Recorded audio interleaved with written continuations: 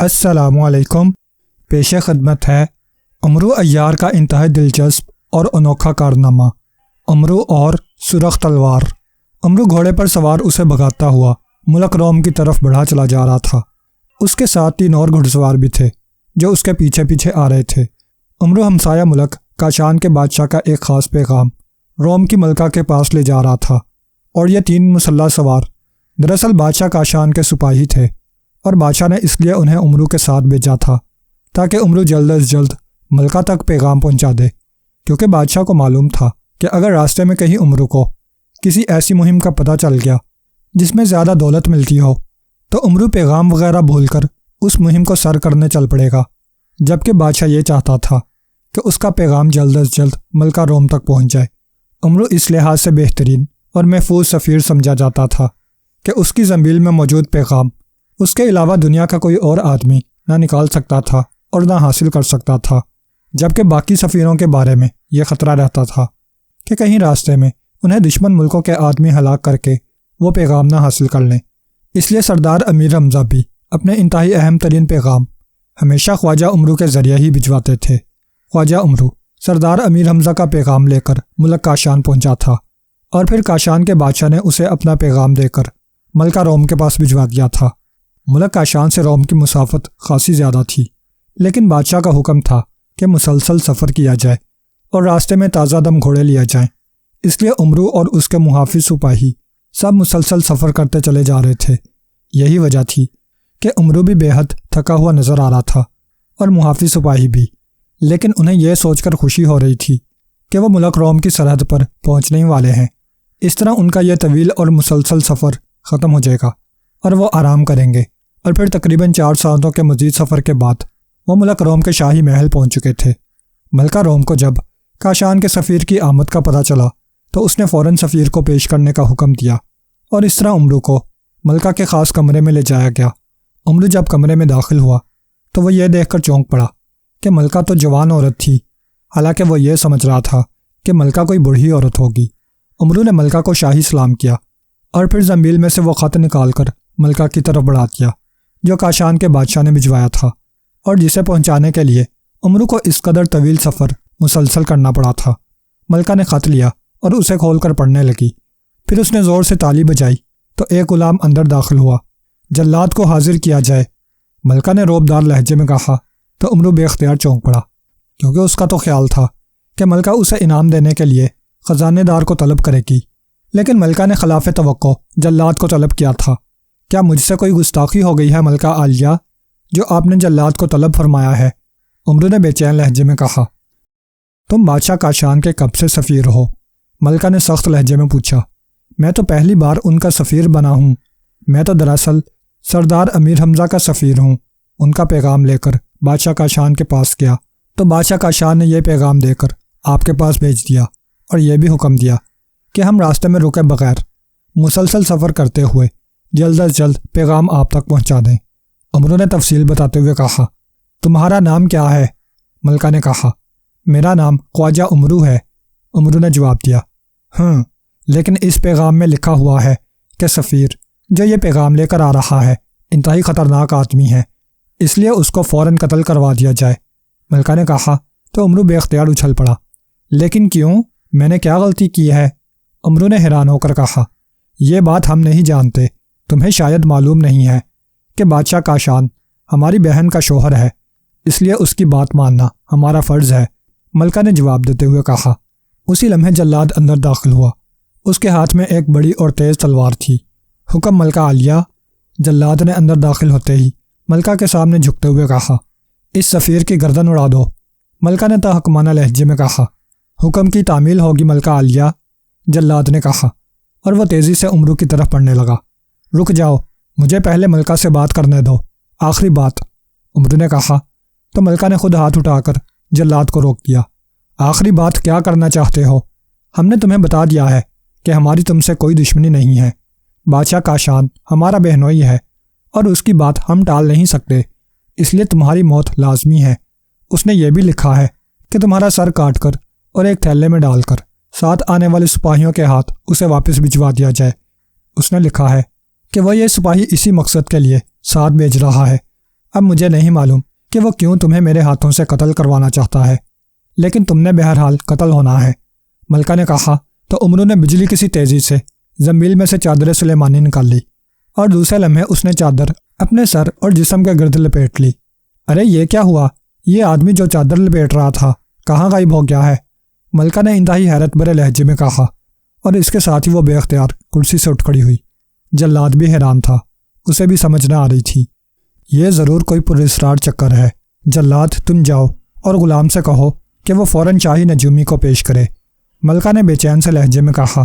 تو جلاد تیز تیز قدم اٹھاتا ہوا کمرے سے باہر چلا گیا۔ یہ آدمی کون ہو سکتا ہے اور کس طرح غائب ہو گیا؟ کیا یہ جن تھا یا بھوت تھا؟ کیا تھا؟ ملکہ نے حیرت بھرے لہجے میں بڑبڑاتے ہوئے کہا۔ ادھر عمرو نے چادر سلیمانی اوڑھ کر جلدی سے آگے بڑھ کر وہ خط اٹھا لیا اور اسے چادر کے اندر کر کے پڑھنا شروع کر دیا۔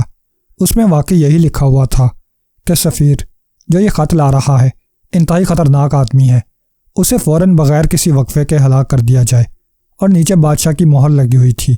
عمرو نے خط کو زنبیل میں ڈال لیا اور ایک طرف کونے میں کھڑا ہو گیا۔ اب وہ یہ دیکھنا چاہتا تھا کہ ملکہ نے شاہی نجومی کو کیوں بلایا ہے اور شاہی نجومی اسے کیا جواب دیتا ہے۔ تھوڑی دیر بعد کمرے کا دروازہ کھلا اور ایک بوڑھا آدمی جس کے ہاتھ میں ایک تھیلا تھا اندر داخل ہوا، اور اس نے ملکہ روم کو انتہائی مؤدبانہ انداز میں سلام کیا۔ شاہی نجومی، آج یہاں اس کمرے میں ایک انوکھا واقعہ پیش آیا ہے۔ میں نے ایک شخص کو موت کی سزا دینے کے لیے جلاد کو بلایا، لیکن وہ شخص اچانک ہم سب کی نظروں سے غائب ہو گیا۔ میری سمجھ میں نہیں آ رہا کہ ایسا کیوں ہوا ہے۔ تم حساب کر کے مجھے بتاؤ کہ ایسا کیسے ہوا ہے۔ ملکہ روم نے شاہی نجومی سے مخاطب ہو کر کہا، کیا اس کا نام آپ کو معلوم ہے ملکہ عالیہ؟ شاہی نجومی نے کہا، ہاں، اس نے اپنا نام عمرو بتایا تھا اور یہ بھی بتایا تھا کہ وہ سردار امیر حمزہ کا درباری ہے۔ ملکہ روم نے کہا تو شاہی نجومی بے اختیار چونک پڑا۔ کیا غائب ہونے سے پہلے اس نے کوئی چادر پہنی تھی؟ شاہی نجومی نے کہا تو ملکہ بے اختیار اچھل پڑی۔ اس کے چہرے پر انتہائی حیرت کے تاثرات ابھر آئے تھے۔ ہاں، لیکن تمہیں کیسے معلوم ہوا؟ ابھی تو تم نے حساب بھی نہیں کیا۔ ملکہ روم نے کہا، ملکہ عالیہ، حساب کرنے کی ضرورت ہی نہیں ہے۔ میں کیا، پوری دنیا اس خواجہ عمرو عیار کے بارے میں جانتی ہے۔ اس کے پاس انتہائی مقدس چیزیں ہیں، جن میں ایک چادر سلیمانی ہے۔ وہ جب یہ چادر اوڑھ لیتا ہے تو نظروں سے غائب ہو جاتا ہے، اور مجھے یقین ہے کہ وہ اس وقت بھی کمرے میں موجود ہوگا۔ لیکن آپ نے اسے موت کی سزا کیوں دی تھی ملکہ عالیہ؟ کیا وہ آپ کے خلاف کام کر رہا تھا؟ شاہی نجومی نے کہا، نہیں، میرے بہنوئی اور کاشان کے بادشاہ نے اسے سفیر بنا کر میرے پاس بھجوایا، اور ساتھ ہی ایک خط بھجوایا۔ اس خط میں لکھا ہوا تھا کہ یہ خطرناک آدمی ہے، اسے فوراً ہلاک کروا دوں۔ چنانچہ میں نے جلاد کو بلایا، پھر میرے پوچھنے پر اس نے بتایا کہ اس کا نام عمرو ہے اور وہ سردار امیر حمزہ کا درباری ہے۔ اس کے بعد وہ غائب ہو گیا۔ میری اس سے براہ راست تو کوئی مخالفت نہیں ہے، میں تو اسے جانتی بھی نہیں، میں تو صرف اپنے بہنوئی کا کام کر رہی تھی۔ ملکہ روم نے جواب دیتے ہوئے کہا، اگر آپ اجازت دیں تو میں معلوم کروں کہ بادشاہ کاشان نے یہ انتہائی خطرناک کھیل کیوں کھیلا ہے۔ شاہی نجومی نے کہا، خطرناک کھیل سے تمہارا کیا مطلب ہے؟ ملکہ روم نے حیرت بھرے لہجے میں کہا، ملکہ عالیہ، خواجہ عمرو عیار دنیا کا سب سے بڑا عیار ہے، عیار زماں۔ اس نے دنیا کے انتہائی طاقتور اور بڑے بڑے جادوگروں کو ہلاک کر دیا ہے۔ طلیسم ہوشربا کا شہنشاہ افراسیاب تک اس سے ڈرتا ہے۔ ایسے آدمی کا آپ کے ہاتھوں ہلاک کرانا انتہائی حیرت انگیز ہے۔ اگر یہ عمرو آپ کے خلاف ہو گیا تو پھر وہ آپ کے لیے انتہائی خطرناک بھی ثابت ہو سکتا ہے۔ بادشاہ کاشان یہ کام خود بھی تو کر سکتے تھے، اس لیے یقیناً اس سارے کھیل کے پیچھے کوئی خاص بات ہے۔ شاہی نجومی نے کہا، ہاں، اب تمہارے کہنے پر مجھے بھی خیال آ رہا ہے۔ ٹھیک ہے، معلوم کرو اور ہمیں بتاؤ۔ ملکہ عالیہ نے کہا تو شاہی نجومی نے فرش پر بچھے ہوئے قالین پر بیٹھتے ہوئے تھیلے میں سے ایک سلیٹ اور چاک نکال لیا اور سلیٹ پر خانے ڈال کر ان میں ہندسے لکھ کر حساب کرنے میں مصروف ہو گیا۔ کافی دیر تک وہ حساب کرتا رہا، پھر اس نے ایک طویل سانس لیا۔ ملکہ عالیہ، بادشاہ کاشان نے واقعی خطرناک کھیل کھیلا ہے۔ بادشاہ کاشان ملک روم پر قبضہ کرنے کا خواہش مند ہے۔ اسے یقین تھا کہ جب آپ اچانک خواجہ عمرو کو ہلاک کرنے کا حکم دیں گی تو خواجہ عمرو واقعی ہلاک ہو جائے گا۔ اس کے بعد وہ سردار امیر حمزہ سے کہے گا کہ آپ نے ان کے درباری کو ہلاک کر دیا ہے، تو سردار امیر حمزہ اپنے درباری کا انتقام لینے کے لیے آپ پر فوج کشی کر دیتے اور بادشاہ کا شان آپ کے خلاف ان کی مدد کرتا۔ اس طرح ملک روم فتح کر لیا جاتا اور سردار امیر حمزہ لامحالہ ملک روم کا تخت و تاج بھی بادشاہ کا شان کے حوالے کر دیتے۔ اور یہ بھی بتا دوں کہ آپ کی بہن کو بھی اس نے قید میں ڈال رکھا ہے، اور ایک خوفناک اور طاقتور دیو کو اس نے آپ کی بہن ملکہ روم کی حفاظت کے لیے مقرر کیا ہوا ہے۔ یہ دیو ایک بہت بڑے جادوگر کا بھیجا ہوا ہے۔ یہ جادوگر بادشاہ کا شان کا دوست ہے۔ شاہی نجومی نے کہا، او تو یہ بات ہے، لیکن اب کیا کیا جائے؟ میری بہن کی زندگی تو خطرے میں ہے۔ کیا ہم ملک کا شان پر فوج کشی کر دیں؟ ملکہ عالیہ نے پریشان ہوتے ہوئے کہا، ملکہ عالیہ، جب تک آپ کی بہن اس کی قید سے رہا نہ ہو جائے آپ کو فوج کشی نہیں کرنی چاہیے، ورنہ وہ بادشاہ آپ کی بہن کو ہلاک بھی کرا سکتا ہے۔ شاہی نجومی نے کہا، تو پھر ہمیں کیا کرنا چاہیے؟ ہمیں مشورہ دو۔ ملکہ نے انتہائی پریشان سے لہجے میں کہا، آپ اس سلسلے میں خواجہ عمرو کی خدمات حاصل کر لیں۔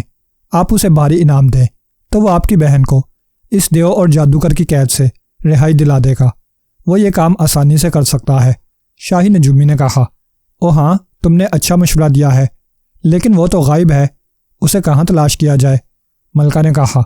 عمرو ایک کونے میں کھڑا یہ ساری باتیں سن رہا تھا۔ اس نے جب بھاری انعام کی بات سنی تو اسے رہا نہ گیا۔ اس نے چادر اتار دی۔ میں حاضر ہوں ملکہ عالیہ، لیکن آپ نے تو مجھے ہلاک کرنے کے لیے جلاد کو بھی طلب کر لیا تھا، پھر میں کیسے آپ کی مدد کر سکتا ہوں؟ عمرو نے کہا، میں اپنے اس فعل پر شرمندہ ہوں، واقعی مجھے ایسا نہیں کرنا چاہیے تھا، بہرحال میں اس کی تلافی کر دیتی ہوں۔ ملکہ نے کہا، اور ساتھ ہی اس نے زور سے تالی بجائی تو فوراً ایک غلام اندر داخل ہوا اور ملکہ کے سامنے سر جھکا کر کھڑا ہو گیا۔ خزانے دار سے کہو کہ وہ فوراً 11 بڑی تھیلیاں سونے کے سکوں سے بری ہوئی اور سرخ ستارہ نامی ہیرا لے آئے، ابھی اور اسی وقت۔ ملکہ نے کہا تو غلام سلام کر کے مڑا اور واپس چلا گیا۔ تھوڑی دیر بعد خزانہ دار حاضر ہوا۔ اس کے پیچھے ایک غلام تھا جس نے ایک بڑا تھیلا اٹھایا ہوا تھا، جبکہ خزانے دار کے ہاتھ میں ایک خوبصورت ڈبیا تھی۔ ملکہ عالیہ کے حکم کی تعمیل میں یہ سرخ ستارہ ہیرا بھی حاضر ہے اور 11 بڑی تھیلیاں سونے کے سکوں سے بری ہوئی بھی حاضر ہیں۔ خزانے دار نے ادب سے جھکتے ہوئے کہا، ایک تھیلی شاہی نجومی کو دے دو اور 10 تھیلیاں خواجہ عمرو کو۔ ملکہ نے حکم دیا تو خزانے دار نے غلام سے بڑا تھیلا لے کر اس میں سے ایک تھیلی شاہی نجومی کو دے دی۔ شاہی نجومی نے تھیلی لے کر ملکہ کو سلام کیا اور اس کا شکریہ ادا کیا، جبکہ خزانے دار نے باقی 10 تھیلیاں خواجہ عمرو کو دے دیں۔ خواجہ عمرو نے جلدی سے ساری تھیلیاں اپنی زنبیل میں ڈال لیں اور ملکہ کا شکریہ ادا کیا۔ ملکہ عالیہ نے سرخ ستارے والی ڈبیا اپنے پاس رکھ لی۔ اب تم دونوں جا سکتے ہو، ملکہ نے خزانے دار اور شاہی نجومی سے کہا، اور وہ سلام کر کے واپس چلے گئے۔ بیٹھو خواجہ عمرو، ہم واقعی شرمندہ ہیں، ہم معذرت خواہ ہیں، بہرحال یہ 10 تھیلیاں تلافی کے طور پر ہیں، امید ہے تم ہمیں معاف کر دو گے۔ ملکہ نے کہا، آپ نے انعام دے کر میرے سارے شکوے دور کر دیے ہیں ملکہ عالیہ۔ عمرو نے مسرت بھرے لہجے میں کہا تو ملکہ نے اس بات میں سر ہلا دیا۔ یہ سرخ ستارہ نامی ہیرا میں تمہیں پیشگی انعام کے طور پر دے سکتی ہوں، اگر تم وعدہ کرو کہ تم میری بہن کو اس دیو اور جادوگر کی قید سے رہائی دلاؤ گے۔ ملکہ روم نے کہا، میں تیار ہوں ملکہ عالیہ، لیکن آپ کے بہنوئی کا کیا ہوگا؟ اصل آدمی تو وہ ہے۔ عمرو نے کہا، اس کے بارے میں بعد میں سوچا جائے گا، فی الحال مجھے اپنی بہن کی زندگی اور آزادی چاہیے۔ تم اسے آزاد کرا کر یہاں میرے پاس لے آؤ گے تو اس کے بعد میں خود بادشاہ کاشان سے بات کروں گی، اور پھر جو ہوگا دیکھا جائے گا۔ ملکہ نے کہا، ٹھیک ہے ملکہ عالیہ، میں یہ مہم سر انجام دینے کے لیے تیار ہوں۔ عمرو نے جواب دیا تو ملکہ نے وہ ہیرا اس کی طرف بڑھا دیا۔ عمرو نے ہیرا لے کر ملکہ کو سلام کیا اور پھر ہیرا اپنی زنبیل میں ڈال لیا۔ اب آپ ایک کام کریں کہ میرے ساتھ جو محافظ آئے ہیں آپ انہیں بلا کر کہہ دیں کہ آپ کے چونکہ سردار امیر حمزہ سے ملکی سطح پر گہرے تعلقات ہیں، اس لیے آپ مجھے ہلاک نہیں کر سکتی، اور آپ نے مجھے بغیر کچھ بتائے واپس کر دیا ہے، اور میں یہاں سے چلا گیا ہوں تاکہ وہ واپس چلے جائیں۔ عمرو نے کہا، ٹھیک ہے، میں صبح انہیں بلا کر ان سے کہہ دوں گی، تم چاہو تو شاہی مہمان خانے میں رہ سکتے ہو۔ ملکہ نے کہا، آپ کی مہربانی ہوگی۔ عمرو نے کہا تو ملکہ نے تالی بجائی۔ دوسرے لمحے ایک غلام اندر داخل ہوا اور سر جھکا کر کھڑا ہو گیا۔ معزز مہمان خواجہ عمرو کو شاہی مہمان خانے پہنچاؤ، یہ جب تک چاہیں گے وہاں رہیں گے۔ ملکہ نے غلام کو حکم دیتے ہوئے کہا، حکم کی تعمیل ہوگی ملکہ عالیہ۔ غلام نے کہا، اور پھر عمرو نے بھی ملکہ کو سلام کیا اور غلام کے پیچھے چلتا ہوا کمرہ خاص سے نکل کر شاہی مہمان خانے پہنچ گیا۔ شاہی مہمان خانے کے کمرے میں پہنچتے ہی عمرو نے دروازہ بند کیا اور زنبیل میں سے بولنے والی گڑیا نکال لی اور اس کے سر پر انگوٹھا رکھ کر دبایا تو بولنے والی گڑیا کی آنکھیں زندہ ہو گئیں۔ بولنے والی گڑیا، مجھے بتاؤ کہ ملک کاشان کے بادشاہ نے کیوں مجھے ملکہ روم کے پاس بھجوا کر ہلاک کرانے کی کوشش کی؟ عمرو نے کہا، خواجہ عمرو کو بتایا جاتا ہے کہ ملک کاشان کے بادشاہ نے ایک بڑے جادوگر سے دوستی کر لی ہے اور اس جادوگر نے سردار امیر حمزہ کے ملک کے خلاف سازش کرنے کی کوشش کی جو ناکام ہو گئی، لیکن سردار امیر حمزہ کو سارے واقعات کا علم ہو گیا۔ چنانچہ سردار امیر حمزہ نے تمہیں بادشاہ کاشان کے پاس پیغام دے کر بھجوایا۔ اس پیغام کے مطابق سردار امیر حمزہ نے اسے جادوگر کی دوستی ختم کرنے اور آئندہ سردار امیر حمزہ کے خلاف کوئی کارروائی نہ کرنے کا کہا تھا۔ چونکہ یہ پیغام تمہارے ذریعے اسے پہنچا تھا، اس لیے اس نے سمجھا کہ سردار امیر حمزہ نے خاص طور پر تمہیں اس لیے بھجوایا ہے کہ تم اس جادوگر کا خاتمہ کر دو، جبکہ بادشاہ کاشان ایسا نہیں چاہتا تھا، اور چونکہ تم سردار امیر حمزہ کے سفیر تھے اس لیے وہ خود بھی تمہیں ہلاک نہ کر سکتا تھا، اس لیے اس نے یہ کام ملکہ روم کے ذریعے کرانے کی سازش کی۔ اسے معلوم ہے کہ ملکہ روم اپنی بہن کی وجہ سے اس کی ہر بات پوری کرتی ہے تاکہ اس کی بہن خوش رہے، اس لیے وہ پیغام پڑھتے ہی تمہیں ہلاک کرا دے گی۔ اس طرح تمہاری ہلاکت کا کوئی الزام بادشاہ پر نہ آئے گا اور وہ ہر بات سے انکار کر دے گا اور سردار کو یہی کہے گا کہ خواجہ عمرو پیغام دے کر واپس چلا گیا تھا، اور بس۔ بولنے والی گڑیا نے تفصیل سے جواب دیتے ہوئے کہا، اس جادوگر کا کیا نام ہے اور وہ کہاں رہتا ہے، اور ملکہ روم کی بہن کو کس طرح بادشاہ کاشان کی قید سے رہائی دلائی جا سکتی ہے، اور بادشاہ کاشان کا کیا ہوگا؟ خواجہ عمرو نے کہا، خواجہ عمرو کو بتایا جاتا ہے کہ جادوگر جس کا نام ماجو ہے طویل عرصے کے لیے کسی خاص پوجا پاٹ کے لیے سمندر کے کسی جزیرے پر چلا گیا ہے، اس لیے اس کی فکر مت کرو، اور ویسے بھی وہ جادوگر وہاں کوئی غلطی کرے گا اور اسے وہیں جزیرے پر ہی موت کی سزا دے دی جائے گی۔ البتہ اس دیو سے ملکہ کو بچانے کے لیے تمہیں اسے ہلاک کرنا پڑے گا، اور اس کے لیے 2-3 باتیں ضروری ہیں۔ ایک تو یہ کہ دیو کی پشت میں تلوار اس طرح ماری جائے کہ وہ اس کا سینہ چیرتی ہوئی دوسری طرف نکل آئے، اور دوسری شرط یہ ہے کہ اس وقت وہ دیو ملکہ کاشان کو پکڑنے کی کوشش کر رہا ہو۔ بولنے والی گڑیا نے جواب دیا، یہ کس طرح ہوگا؟ عمرو نے حیران ہو کر کہا، اس کے لیے تمہیں اس دیو سے بظاہر دوستی کرنی پڑے گی۔ دیو کا نام باکوش ہے، اس کی ایک کمزوری ہے، اور وہ کمزوری یہ ہے کہ دیو سر سے گنجا ہے جبکہ اسے بال اچھے لگتے ہیں۔ بولنے والی گڑیا نے جواب دیتے ہوئے کہا، لیکن مجھ میں اتنی طاقت تو نہیں ہے کہ میں تلوار ماروں اور دیو کی پشت میں تلوار گھس کر اس کے سینے سے باہر نکل جائے، ایسا ہونا تو ناممکن ہے۔ عمرو نے کہا، ہاں، اس کے لیے تمہیں 2 کام کرنے پڑیں گے۔ ایک تو یہ کہ تم یہاں سے ملک یونان کے بڑے صحرا، جسے یونانی صحرا کہا جاتا ہے، جاؤ گے۔ وہاں ہر وقت انتہائی خوفناک طوفان چلتے رہتے ہیں، ایسے طوفان کہ جس میں آدمی پھنس جائے تو اس کی ہڈیاں تک ٹوٹ جاتی ہیں، لیکن تمہیں اپنی عقل مندی سے اس طوفان کا مقابلہ کرنا ہوگا۔ اس صحرا میں ایک پرانے زمانے کی عبادت گاہ موجود ہے، اسے تلاش کرنا ہوگا۔ اس عبادت گاہ کے اندر ریت میں ایک صندوق دفن ہے، اس صندوق کا پہرا ایک جن دیتا ہے۔ یہ جن انتہائی خوفناک اور طاقتور ہے، تمہیں اس جن کو آگ میں بھسم کرنا ہوگا۔ جب یہ جن بھسم ہو جائے گا تو تم اس صندوق کو کھولنا، اس صندوق کے اندر ایک سرخ رنگ کی دھات کی بنی ہوئی تلوار موجود ہوگی، تم نے یہ تلوار اٹھا لینی ہے۔ اس کے ساتھ ہی کسی پرندے کا ایک پر بھی موجود ہوگا جس پر سرخ رنگ کی دھاریاں بنی ہوئی ہوں گی۔ یہ پر جب تم اس سرخ تلوار کے دستے سے باندھ لو گے تو پھر یہ تلوار دیو کے خاتمے کے لیے تیار ہو جائے گی۔ پھر تم اس تلوار کو جیسے ہی دیو کی پشت میں مارو گے، وہ اس کی پشت میں داخل ہو کر اس کا سینہ چیرتی ہوئی دوسری طرف نکل جائے گی اور دیو ہلاک ہو جائے گا۔ لیکن دیو کو تم پر شک نہیں پڑنا چاہیے، ورنہ وہ تمہیں اپنی پشت کی طرف آنے ہی نہ دے گا۔ بولنے والی گڑیا نے کہا، اور اس کے ساتھ ہی اس کی آنکھیں بے نور ہو گئیں۔ عمرو سمجھ گیا کہ اب وہ مزید کچھ نہیں بتا سکتی، اس لیے اس نے اسے زمین میں ڈالا اور پھر پلنگ پر لیٹ گیا۔ وہ سوچ رہا تھا کہ یہ سارے کام کس طرح کرے، اور پھر یہی بات سوچتے سوچتے آخر کار اسے نیند آ گئی۔ دوسرے روز اس نے ناشتہ کیا اور پھر وہ شاہی مہمان خانے سے نکل کر ایک ویران جگہ پہنچ گیا۔ اس نے اپنی جوتیاں اتار کر زمین میں ڈال لیں اور سنہری چپلیں نکال کر پہن لیں۔ سنہری چپلوں، مجھے ملک یونان کے سب سے بڑے اور خوفناک صحرا کے کنارے پر پہنچا دو، عمرو نے آنکھیں بند کرتے ہوئے سنہری چپلوں سے کہا تو اسے محسوس ہوا کہ اس کے قدموں کے نیچے سے زمین غائب ہو گئی ہے۔ کافی دیر بعد جب اسے دوبارہ احساس ہوا کہ وہ ٹھوس زمین پر کھڑا ہے تو اس نے آنکھیں کھول دیں، اور اس کے ساتھ ہی وہ بے اختیار اچھل پڑا، کیونکہ وہ اس وقت واقعی ایک صحرا کے کنارے پر موجود تھا، اور دور دور تک اسے سوائے ریت کے ٹیلوں کے اور کچھ نظر نہ آ رہا تھا، اور صحرا کے کنارے سے ہٹ کر ریت کے بادل سے ہوا میں تیرتے ہوئے نظر آ رہے تھے۔ وہ سمجھ گیا کہ یہ طوفانی ہوا ہے جس کی بابت بولنے والی گڑیا نے بتایا تھا۔ اب اس کے لیے مسئلہ تھا اس طوفانی ہوا سے بچ کر اس محبت کو تلاش کرنے کا، لیکن کوئی ترکیب اس کی سمجھ میں نہ آ رہی تھی۔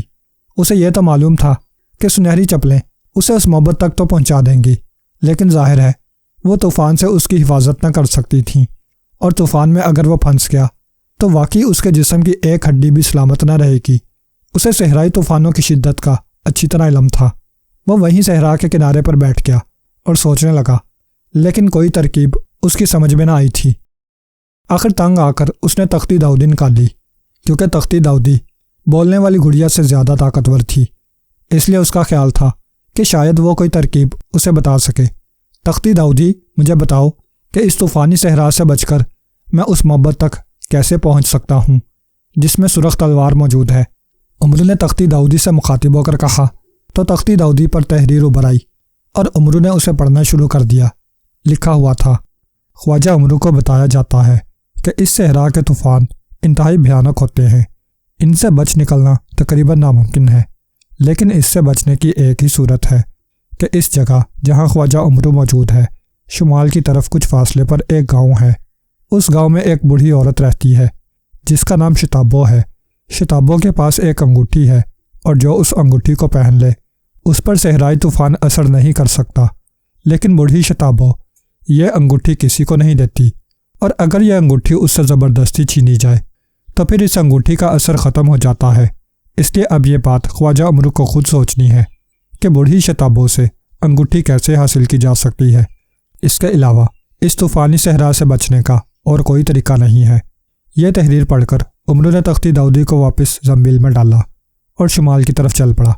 تقریباً ایک ساتھ کے بعد وہ ایک چھوٹے سے قصبے میں پہنچ گیا۔ قصبے میں تقریباً 100-200 گھر تھے۔ یہاں شتابو بوڑھی رہتی ہے، اس کا گھر کہاں ہے؟ عمرو نے ایک آدمی سے پوچھا۔ تم اجنبی لگتے ہو، کہاں سے آئے ہو؟ اس آدمی نے کہا، میں ملک روم سے آیا ہوں۔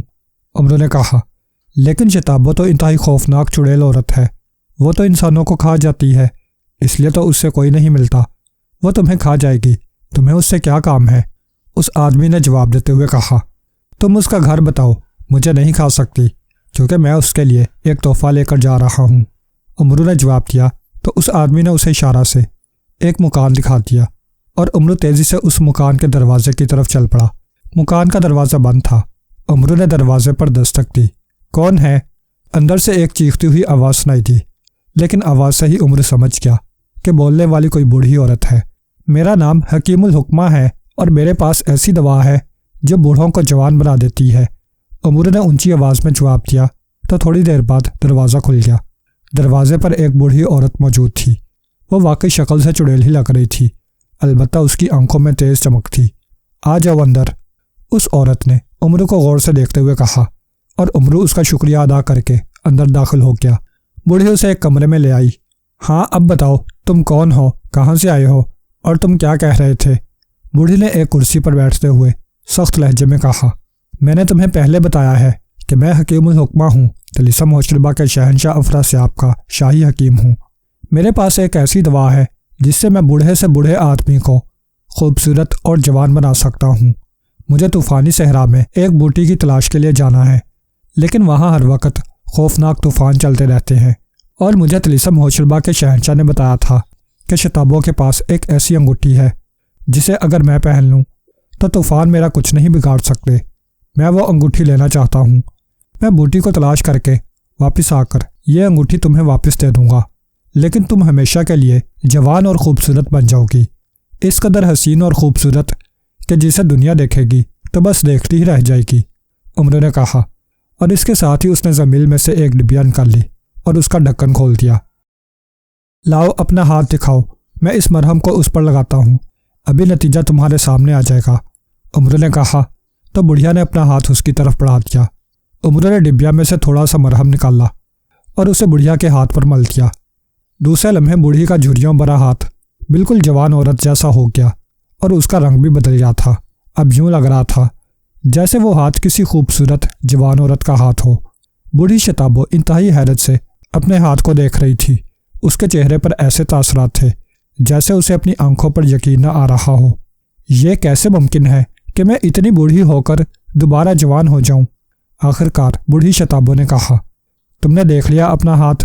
اس مرہم کو جب تم اپنے سر سے پیروں تک لگاؤ گی تو تمہارے بال بھی جوانوں جیسے ہو جائیں گے اور تمہارا جسم بھی جوان عورتوں جیسا ہو جائے گا، اور تم اس وقت بڑھاپے میں بے حد خوبصورت ہو، تو جوانی میں تو تمہاری خوبصورتی پریوں اور شہزادیوں کو بھی مات کر دے گی۔ عمرو نے جان بوجھ کر اس کے حسن کی تعریف کرتے ہوئے کہا، اور بوڑھی شتابو عمرو کی بات سن کر بے اختیار خوشی سے اچھل پڑی۔ تم واقعی بہت بڑے حکیم ہو، بہت بڑے حکیم۔ اب مجھے تم پر یقین آ گیا ہے۔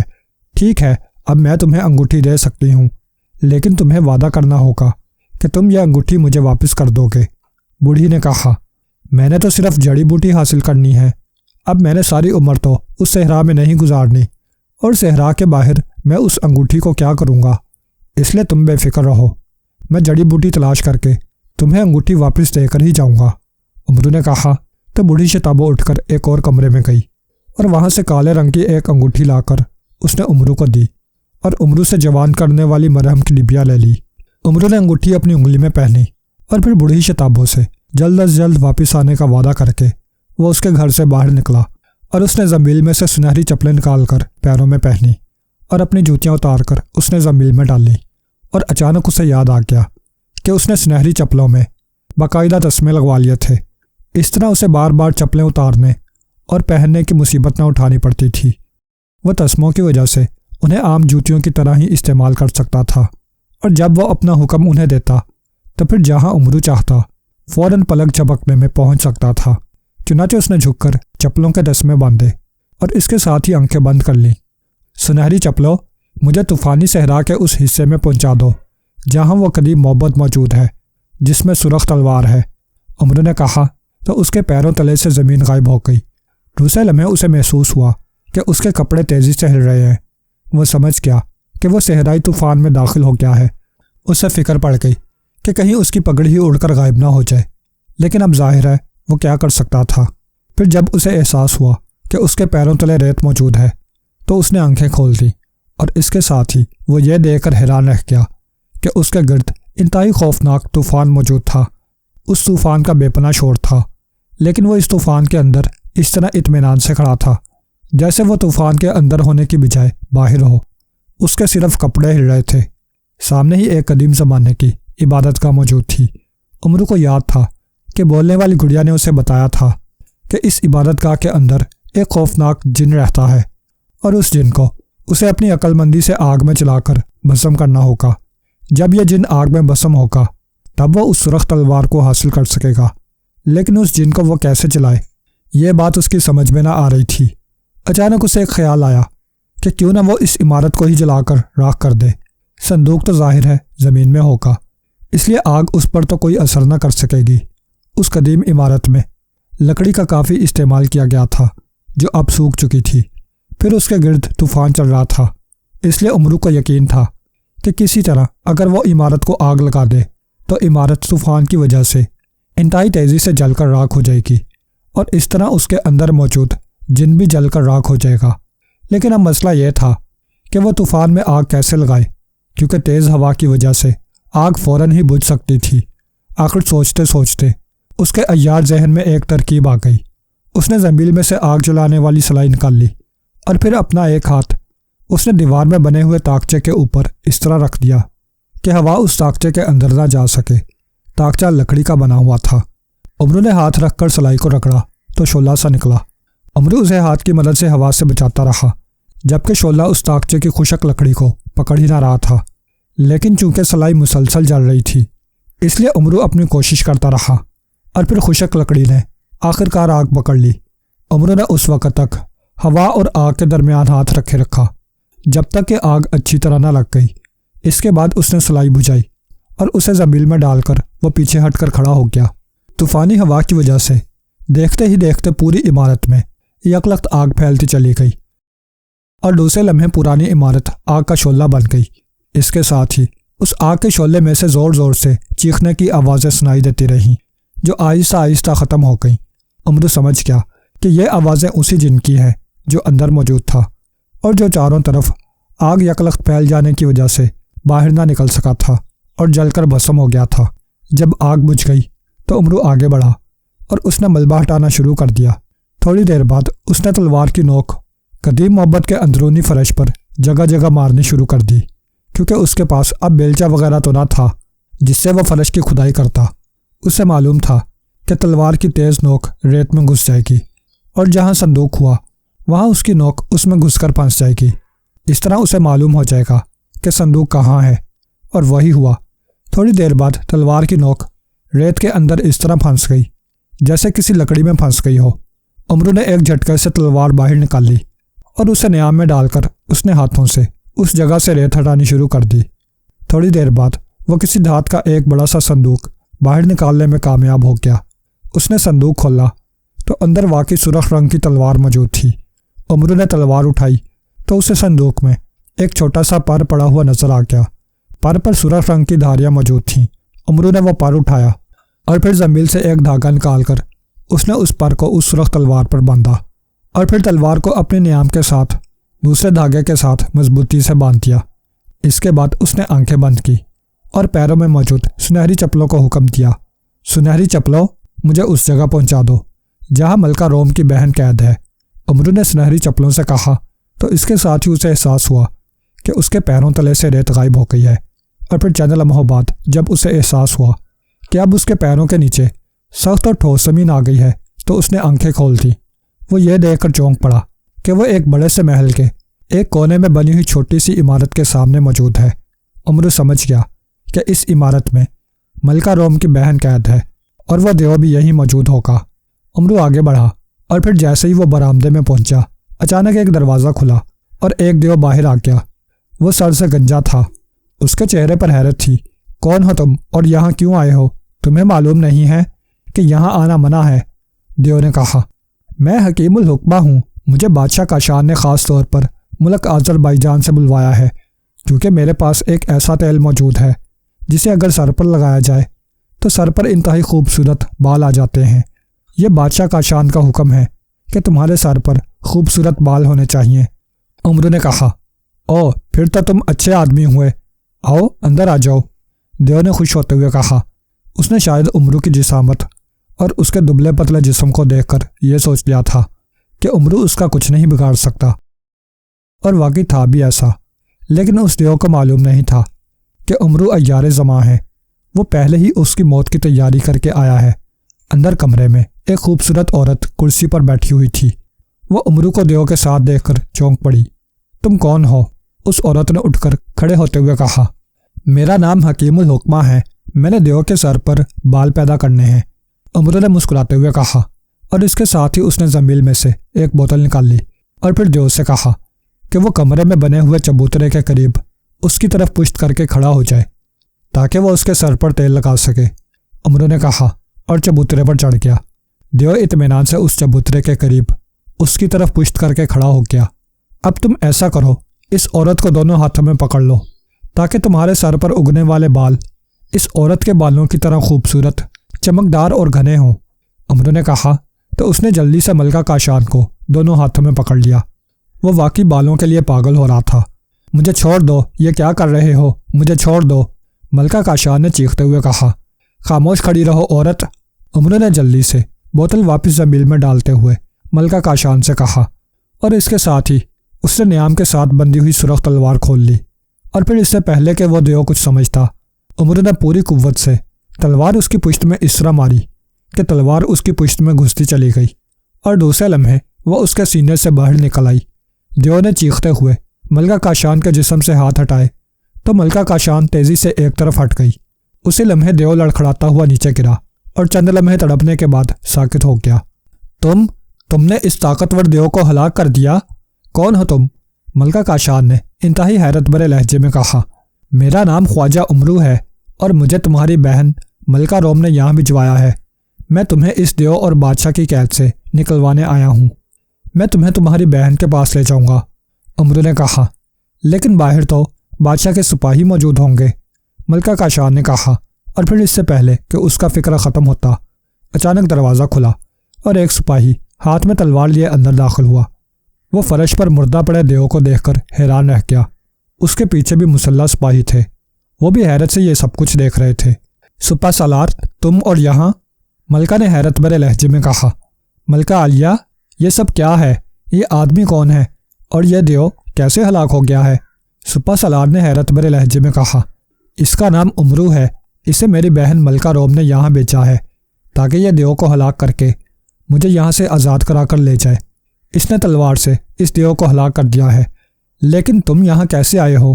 ملکہ نے حیرت بھرے لہجے میں کہا، او خدا کا شکر ہے، ہمیں سب سے زیادہ فکر اس دیو کی تھی۔ آپ کے شوہر کے خلاف بغاوت ہو گئی ہے اور اسے اس کے دربار کے ایک سردار نے مار ڈالا ہے، لیکن ہم نے اس بغاوت پر قابو پا لیا ہے اور اب ہم آپ کو ملکہ کاشان بنا کر تخت پر بٹھانا چاہتے ہیں۔ آئیے ہمارے ساتھ، اور تم بھی آؤ عمرو، تم نے اس دیو کو ہلاک کر کے ہم پر احسان کیا ہے، سپہ سالار نے کہا۔ اور پھر وہ ملکہ اور عمرو کو ساتھ لے کر محل کے اندرونی حصے میں آیا۔ یہاں باقاعدہ دربار لگا ہوا تھا اور پھر سب نے ملکہ کاشان کے نام کے نعرے لگانے شروع کر دیے۔ سپہ سالار نے ملکہ کو تخت پر بٹھایا اور پھر تاج اس کے سر پر رکھ دیا۔ سب سرداروں نے ملکہ کے سامنے جھک کر وفاداری کا حلف اٹھایا۔ ملکہ نے سپہ سالار کو اور دوسرے سرداروں کو قیمتی تحائف دینے کا اعلان کیا اور اس کے ساتھ ہی دربار ختم کر دیا۔ پھر وہ عمرو کو ساتھ لے کر شاہی محل میں آ گئی۔ تم نے اس دیو کو مار کر واقعی مجھے آزادی دلائی ہے، ورنہ یہ دیو سپہ سالار اور اس کی فوج سے بھی نہ مارا جاتا۔